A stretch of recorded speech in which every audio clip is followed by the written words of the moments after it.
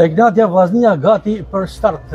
Kam të pranë kolegun e nderuar të Radio Sport Isa Halili, një gazetar I cili ndjek prej sa afërmi vazhdimisht ekipin e Ignatjes, duke qenë edhe tifoz prej vitesh në këtë skuadër. Atmosferë, të dy skuadrat apo pritin në fushën e lojës. Një atmosferë jashtëzakonshme, është një reklamë shkëlqyre ja BC Superiores, sa I takon sezoni 2025-2026, është etap ka ardhur ekskluzivisht në radio televizionin shqiptar.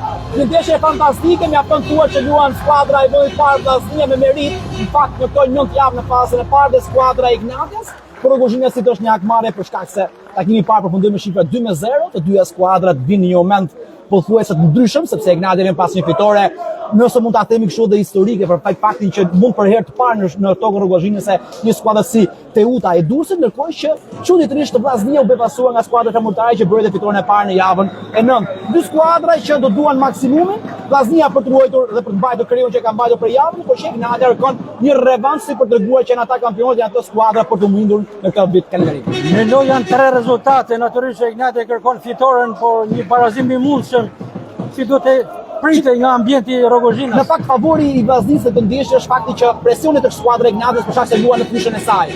Dhe Ignatja është destinuar edhe për të fituar, ndërkohë që Vllaznia edhe në një barazim do të ruante ose do të baraspeshonte po themi në këtë rast Elbasanin, pra do të marrë vendin e parë sepse e ka mundur Elbasanin ndeshje direkte. Ndërkohë që Ignatja një barazim, nëse mund ta themi, nuk mund të themi që është një dramë, por do të kërkohet maksimumin takim. Të dy trajnerët kanë hedhur pothuajse detajet më të mirë në fushën e lojës për shkak të dëmtimeve. Behason Fernando që nuk është nga minuta e parë me tetopën që po luam një 4-2-3-1, pra me Kryezion dhe Aleksin para tyre, duke që ndeshje e gjitha për të parë e tyre shijuar.